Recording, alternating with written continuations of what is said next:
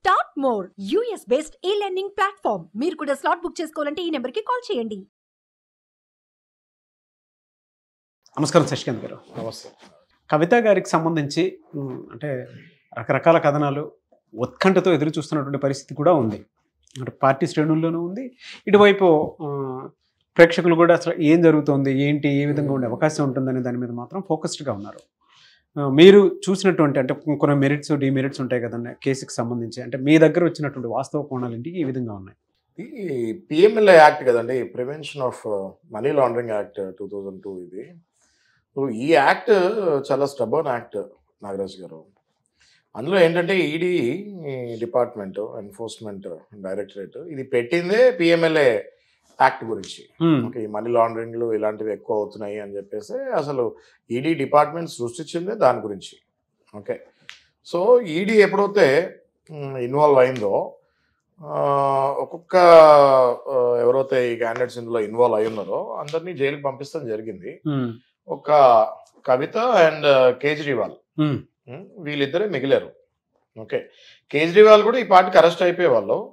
ఎందుకంటే deputy chief minister Manish Sisodia 1 year నుంచి జైల్లో ఉన్నారు. ఓకే, కేజ్రీవాల్ కూడా అరెస్ట్ అయిపోయేవాళ్ళు, కానీ కేజ్రీవాల్ పట్ల సరైన గట్టి సాక్ష్యాలు దొరక్క అయిపోయారు, లేకపోతే కేజ్రీవాల్ కూడా అరెస్ట్ అయిపోయేవాళ్ళు. ఓకే, మన కవిత అరెస్ట్ ఎప్పుడో జరగాల్సిందండి యాక్చువల్లీ. సో పొలిటికల్ రీజన్స్ కానివ్వండి, లేకపోతే సరైన సాక్ష్యాలు ఇంకా బలంగా పెట్టి ముందుకు వెళ్దామని కానివ్వండి, వేరియస్ పారామీటర్స్ వల్ల, వేరియస్ ఈక్వేషన్స్ వల్ల అరెస్ట్ ఆగింది, లేకపోతే అరెస్ట్ ఎప్పుడో జరగాల్సింది. ఎందుకంటే కవిత పర్సనల్ చార్టెడ్ అకౌంటెంట్ బుచ్చుబాబు ఎవరైతే ఉన్నారో ఆయన రామచంద్రయ్య పిల్లయ్య అనే వ్యక్తిని ఇంట్రడ్యూస్ చేశారు కవితకి. ఓకే, ఈ రామచంద్రయ్య పిల్లయ్య అనే వ్యక్తి, బుచ్చుబాబు అనే వ్యక్తి మన శరత్ చంద్రకి క్లోజ్, అరబిందో ఫౌండర్స్ లో ఆయన ఆల్రెడీ లోపల ఉన్నారు. ఓకే, ఎప్పుడైతే ఈ రామచంద్రయ్య పిల్లయ్య అనే వ్యక్తి కవితకి బినామీ లాగా, మీడియేటర్ లాగా యాక్ట్ చేసి ఈ డీల్ ని ముందుకు తీసుకెళ్లారు అన్న విషయం డైరెక్ట్ గా ఈడీ ఇంట్రాగేషన్ అప్పుడు రామచంద్రయ్య పిల్లయ్య డైరెక్ట్ గా ఒప్పేసుకున్నాడు. ఓకే, ఇంకా ఒప్పేసుకున్న తర్వాత ఇంకా ఎంతసేపు పడుతుంది అరెస్ట్ చేస్తానికి, అంతే కదా. అవును, ఆయన కూడా వేరియస్ రీజన్స్ వల్ల ఇంకా బలంగా సాక్ష్యాలు తీసుకుందాం అన్నట్టుగా ఆగారు. ప్లస్ ఈ వాట్సాప్ చాట్ వల్ల అందరూ దొరికిపోయారు నారాజ్ గారు. ఓకే, వాట్సాప్ చాట్ లో వెరీ క్లియర్ గా ట్రాన్సాక్షన్స్ మొత్తం కూడా కనిపిస్తాం జరిగింది ఈడీకి. ఓకే, లాస్ట్ టైం 2 సార్లు ఈడీ ఇంట్రాగేషన్ కి పిలిచినప్పుడే అందరూ అరెస్ట్ అయిపోద్ది అనుకున్నారు, ఉత్కంఠ పరిస్థితి ఏర్పడింది, లాస్ట్ లో మళ్ళీ వదిలేస్తాం జరిగింది. అయితే లాస్ట్ టైం మనం ఎక్స్పెక్ట్ చేసాం, అరెస్ట్ కాలేదు. ఇప్పుడు ఎవరు ఎక్స్పెక్ట్ చేయలేదు, అరెస్ట్ అయ్యారు. ఓకే, ఎవ్వరు ఎక్స్పెక్ట్ చేయలేదు. సడన్ గా హైదరాబాద్ దిగుతారు, ఇంట్లలోకి జొరబడతారు, మళ్ళీ వెంటనే అరెస్ట్ చేసి పికప్ చేస్తారని కూడా ఎవరు అనుకోలేదు. అట్లాంటిది ఒక బలంగా ఒక స్కెచ్ ప్రకారం వచ్చారు. అయితే మెయిన్ రీజన్స్ ఏంటి అరెస్ట్ చేస్తానికి అని మనం గనక డిస్కస్ చేసుకుంటూ ఉంటే, ఇంటరాగేషన్ అప్పుడు ఏవైతే ఈడీ వాళ్ళు ఒక క్వశ్చనేర్ ఉంటుందండి, ఈడీకి క్వశ్చనేర్ ఉంటుంది. ఓకే, ఈ ఇన్వెస్టిగేషన్ అప్పుడు క్వశ్చనేర్ లో అడిగిన ప్రతి క్వశ్చన్ కి కరెక్ట్ గా ఆన్సర్, సాటిస్ఫాక్టరీ ఆన్సర్, వీళ్ళు ఏదైతే అనుకుంటారో సాటిస్ఫాక్టరీ ఆన్సర్ వస్తే అంత తొందరగా పిక్ చేయరు. ఓకే, అయితే ఇప్పుడు ఈ రిపోర్ట్స్ మనకు చెప్పేది ఏంటి అంటే, ఈ క్వశ్చనేర్ లో కవితను అడిగిన ఏ క్వశ్చన్ కూడా సరిగ్గా ఆమె రెస్పాన్స్ ఇవ్వలేదు, ఆన్సర్ సరిగ్గా ఇవ్వలేదు, కేర్లెస్ గా ఆన్సర్స్ ఇస్తాం జరిగింది. దానివల్ల ఈడీకి ఈగో హట్ అయింది, ప్లస్ సరైన ఆన్సర్స్ రాకపోవటం వల్ల పిక్ చేయాల్సి వచ్చింది. ఓకే, పిక్ చేశారు, తీసుకెళ్లారు. ఇంకా మనం ఆ తర్వాత మనము చూస్తూనే ఉన్నాం ఏమవుతుందా అన్నది. కస్టడీకి తీసుకున్నారు కదా సార్, మరి అంటే జైల్లో పెట్టే అవకాశం ఉంటుందా, లేదంటే బయట ఏదన్నా? అదేనండి, ఇప్పుడు నాగరాజు చాలా మంచి క్వశ్చన్ అడిగారు మీరు. కస్టడీకి రిమాండ్కి there is a difference. Okay, judicial custody ఏమో నార్మల్ వేరే పోలీస్ వాళ్ళు డిటైన్ చేసినప్పుడు తీసుకెళ్ళినప్పుడు చేస్తారు. ఇది ఈడీ కస్టడీ, ఎన్ఫోర్స్మెంట్ డిపార్ట్మెంట్, ఇది కస్టడీ. ఓకే, ఇప్పుడు ఈడీ కస్టడీలో ఎన్ని రోజులు అడిగారు వీళ్ళు? 7 days అడిగారు. అంటే 23rd వరకు ఈడీ కస్టడీలో అడిగారు. ఈడీ కస్టడీలో ఉన్నప్పుడు జైలుకి తీసుకెళ్తారు, ఈడీ కార్యాలయాన్ని తీసుకెళ్తారు. ఈడీ కార్యాలయంలో చాలా మంది ఏంటి అంటే జైలుకి వెళ్ళిపోయారా, జైల్లో ఇంట్రాగేషన్ అని కాదండి. ఇది ఏంటి అంటే ఈడీ కార్యాలయాన్ని తీసుకెళ్తారు, అక్కడ అన్ని ఫెసిలిటీస్ ఉంటాయి. అక్కడ రూమ్స్ సపరేట్ ఉంటాయి. ఓకే, లేడీస్ ఇబ్బంది ప్రొటెక్షన్కి ఉంటారు. ఏ మినిట్లో హెల్త్ బాగాలేదన్నా పిలిచినా డాక్టర్స్ అవైలబుల్ ఉంటారు. ఓకే, అకామిడేషన్ బాగుంటుంది. ఫుడ్కి కూడా పర్మిషన్ ఇచ్చారు. Okay, they can get the food by themselves. Daily ఎవరైనా ఒక రిలేటివ్, అది let it be husband or brother or mother, husband మీద కూడా వచ్చిందని చెప్పేసి అంటున్నారు ఇప్పుడు. ఇప్పుడు అంటున్నారు. అది మరి ఇంకా రావాలి బయటకి, అది ఏంటి అన్నది. అయితే ఈ డైలీ కవితని ఎవరైనా ఒకళ్ళని కలుస్తానికి పర్మిషన్ ఇచ్చారు everyday for some time. Food కూడా ఇంటి నుంచి వాళ్ళు వండింది తెస్తానికి పర్మిషన్ ఇచ్చారు. అంటే తను కొన్ని స్టేషనరీ అని, కొన్ని బుక్స్ అని, స్పెక్స్ అని, అద్దాలు, ఇవన్నీ కావాలని తను చెప్తాం జరిగింది. అవన్నీ నోట్ చేసుకుని అవన్నీ కూడా పర్మిషన్ ఇచ్చారు. అవన్నీ కూడా తెచ్చుకోవచ్చు అనేసి. అంటే ఆమె డైలీ యూజబుల్ ఐటమ్స్ కావాలని కోరుకుంటాంలో అవన్నీ తెచ్చారు. ఇది జైలు కిందకి లెక్క రాదండి. చాలా మంది ఏంటంటే కవిత జైలుకి వెళ్ళిపోయిందని అనుకుంటున్నారు. కాదు, కవిత కస్టడీలో ఉన్నారు, ఈడీ కస్టడీలో ఉన్నారు ఈ 7 days.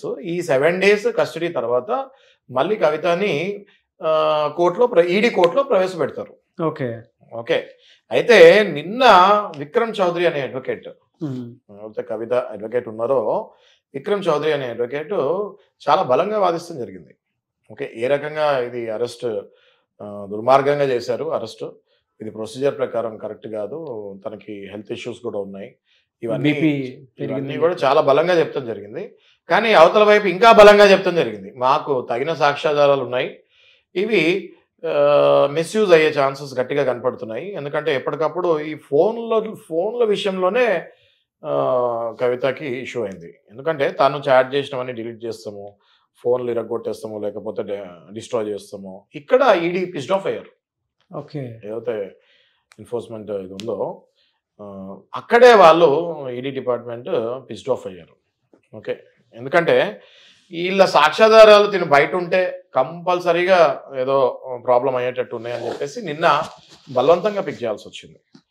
లేకపోతే అసలు ఇప్పుడు 19th డేట్ ఉంది, March 19th మళ్ళీ కోర్టు డేట్ ఉంది. డేట్కి ముందు కరెక్ట్గా 3-4 రోజుల ముందు పిక్ చేసే అవసరం ఉండదు. అవును, ఏవైతే సాక్ష్యాధారాలు తారుమారు అవుతున్నాయన్న ఇన్ఫర్మేషన్ వీళ్ళకి గట్టిగా వచ్చేసరికి, ప్లస్ ఇంకోటి ఏంటంటేనండి, క్లియర్గా కవిత బినామీ ఎవరైతే రామచంద్ర పిల్లై ఉన్నారో ఆయన ఇన్వెస్టిగేషన్లో నాకు సంబంధం లేదు, I'm acting as a benami of Kavitha అని స్టేట్మెంట్ ఇచ్చేస్తాం జరిగింది. ఓకే, ఆ స్టేట్మెంట్ ఇచ్చేస్తాం తోటి ఈజీగా ఇంక దొరికిపోయినట్టే కదా ఆ పాయింట్స్. మళ్ళీ ఇప్పుడు ఏంటంటే పోలీసు వాళ్ళ ముందు కన్ఫెషన్ కోర్టులో మళ్ళీ మార్చేయచ్చు. నాకు భయం వేసి నేను ఇలా చెప్పాను అనొచ్చు, లేకపోతే నేను ఇంటాక్సికేషన్ లో ఉండి నేను ఇలా చెప్పాను అనొచ్చు. ఓకే, సాక్ష్యాలు. పోలీసు వాళ్ళ జాబ్ కూడా ఇట్స్ నాట్ సో ఈజీ. వీళ్ళు ఏదో చెప్పారు అంటే ఇంకా అదే నిజమని, పోలీసు వాళ్ళ ముందు చేసిన కన్ఫెషన్ 100% నిజమని కోర్టు కూడా భావించదు ఎప్పుడు. ఓకే, సో వీళ్ళు ఇన్వెస్టిగేషన్ చేసేటప్పుడు ఏ పాయింట్స్ వస్తాయో ఆ పాయింట్స్ ని అల్లుకుపోయి వీళ్ళు తొందరగా ఇన్వెస్టిగేషన్ చేసి ఇంకా బలంగా సాక్ష్యాధారాలు తెచ్చుకుంటారు. ఆ ప్రాసెస్ లోనే కవితని లిఫ్ట్ చేస్తాం జరిగింది. ముందే ఏం జరుగుతుంది అనేటువంటిది ఊహించి ఇలా జరగవచ్చు అనేది మైండ్ లో పెట్టుకుని త్వరగా గ్రాబ్ చేసి ఎగ్జాక్ట్లీ. సో అసలు ఇప్పుడు ఒకవేళ 7 days తర్వాత కోర్టులో ప్రవేశపెట్టిన తర్వాత ఏం జరగవచ్చు అనేది చాలా మంది భావిస్తున్నారు. ఇప్పుడు 7 days తర్వాత కోర్టులో ప్రవేశపెట్టిన తర్వాత ఒకవేళ రిమాండ్కి పంపించాల్సి వస్తే రిమాండ్కి కూడా పంపిస్తారు. ఓకే, అప్పుడు she might go to jail. Okay, అది జైల్ రిమాండ్ అంటారు అది. ఓకే, ఇప్పుడు ఉన్నది కస్టడీలోనే. ఇప్పుడు ఏమి దానికి అంత ఇబ్బందిగా ఉండదు, అన్ని ఫెసిలిటీస్ ఇప్పుడు ఇంట్లో ఉంటే ఎలా ఉన్నారో ఇప్పుడు కూడా ఈడీ కస్టడీలో అలాగే ఉంటారు. కాకపోతే క్వశ్చనర్స్ ఉంటాయి, క్వశ్చన్ వెనకాల క్వశ్చన్ ఉంటుంది, కరెక్ట్గా ఆన్సర్స్ ఇవ్వాలి. ఎప్పుడైతే క్వశ్చనర్ వాళ్ళ ఇంట్లో ముద్దాయి ఇంట్లో అడిగినప్పుడు ఈడీ కార్యాలయంలో అడిగినప్పటికీ చాలా తేడా ఉంటుంది. ఇప్పుడు మన ఇంట్లోకి వచ్చి మనం క్వశ్చన్స్ అడిగితే మనం ఆన్సర్స్ సరిగ్గా ఇస్తామా? ఇవ్వం. అదే వాళ్ళ ఇంటికి వెళ్ళినప్పుడు మనం క్వశ్చన్స్ అడిగితే మనం కొంచెం జాగ్రత్తగా ఆన్సర్లు ఇస్తాం. That is the main reason why they have picked up. Okay, all ఓవర్గా చూస్తే కేసు అయితే చాలా టఫ్గానే ఉంది. ఓకే, ఎందుకంటే ఈడీ కూడా చాలా గట్టిగా ఇన్వెస్టిగేషన్ చేస్తుంది. అందులో ఆమ్ ఆద్మీ పార్టీ ఉంది, పొలిటికల్గా చాలా ఇష్యూస్ ఉండొచ్చు. ఓకే, ఏదైనా మొత్తానికి కవిత మాత్రం 100% కష్టాల్లో ఉంది అని చెప్తాను. 1% కూడా ఎవరికి డౌట్ లేదు. ఆ 1% డౌట్ నుంచి అడుగుతున్నాను సార్. జనరల్గా కష్టాలు ఉందనేటువంటి విషయం చెప్తున్నారు కాబట్టి ఈ 7 days తర్వాత అయినా సరే ఆ వెసులుబాటు ఏమన్నా ఎక్కడన్నా ఏ రకంగా నుంచి చూసినా కూడా లీగల్ పాయింట్ ఆఫ్ వ్యూ నుంచి ఏమన్నా రెమెడీస్ ఏమైనా దొరుకుతాయి వాళ్ళకి? కష్టం అండి. పిఎంఎల్ఏ యాక్ట్లో, ప్రివెన్షన్ ఆఫ్ మనీ లాండరింగ్ యాక్ట్లో వేరే కేసెస్తో కంపేర్ చేసుకుంటే ఇందులో బెయిల్ వస్తామన్నది నియర్లీ ఇంపాసిబుల్. ఓకే, ఏది ఒకసారి రిమాండ్ కనుక పంపిస్తే. ఎందుకంటే మనీ లాండరింగ్ యాక్ట్ ఇవన్నీ చాలా సెన్సిటివ్ ఇష్యూస్, ఈజీగా సాక్ష్యాలను తారుమారు చేసేయచ్చు. ఓకే, అందులో వీళ్ళందరూ కూడా ఇన్ఫ్లుయెన్స్డ్ పీపుల్ కదా, పొలిటికల్ పార్టీకి సంబంధించిన వాళ్ళు, ఇంతకుముందు రూలింగ్లో ఉన్నారు. ఓకే, డబ్బు బలం ఉంటుంది, దే క్యాన్ ఇన్ఫ్లుయెన్స్ అదర్స్ అన్న భయంతో బెయిల్ అంత తొందరగా ఇవ్వరు. ఇప్పుడు మనం చూస్తే డిప్యూటీ చీఫ్ మినిస్టర్ అయినా, మరి ఢిల్లీకే డిప్యూటీ చీఫ్ మినిస్టర్ సిసోడియా అని 1 year నుంచి లోపల పెట్టారు. మరి అట్లాంటప్పుడు తినదేముంది ఇంకా. అయినా ఇంకా ఇన్నాళ్ళు బయట ఉంటమే గ్రేట్ అని నేను ఫీల్ అవుతున్నాను.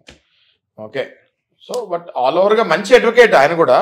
బట్ అడ్వకేట్ ఎంత మంచోడైనా అక్కడ సాక్ష్యాధారాలు కూడా గట్టిగా ఉండాలి, ఇంత స్ట్రాంగ్. ఈయన మళ్ళీ అందులో మన విక్రమ్ చౌదరి అనే అడ్వకేట్ పిఎంఎల్ఏ యాక్ట్లోనే చాలా స్పెషలిస్ట్, సిద్ధాస్తుడు ఆయన. వీళ్ళు పెట్టుకుంది కూడా ఆయన, ఎందుకంటే ఆయన కేవలం prevention of money laundering act 2002 ఏదైతే వచ్చిందో అందులో ఆయన సిద్ధహస్తుడు. ఎందుకంటే కోవిడ్ టైంలో నేను ఆయన లెక్చర్స్ వినటం జరిగింది. Okay, is almost one of the top advocates in PMLA గురించి ఆయన చాలా క్లియర్గా ఎక్స్ప్లెయిన్ చేశాడు. So mostly we should see అండి, ఆయన అడ్వకేట్ కూడా చాలా పెద్ద అడ్వకేట్. ఎట్టి పరిస్థితుల్లో సాక్ష్యాలు వస్తే మాత్రం ఎంత పెద్ద అడ్వకేట్ అయినా కూడా ఏమీ చేస్తానికి కుదరదు. చూద్దామండి ఏ విధంగా ఉంటుంది అనేది. Anyways thank you so much Shashikant garu. Thank you.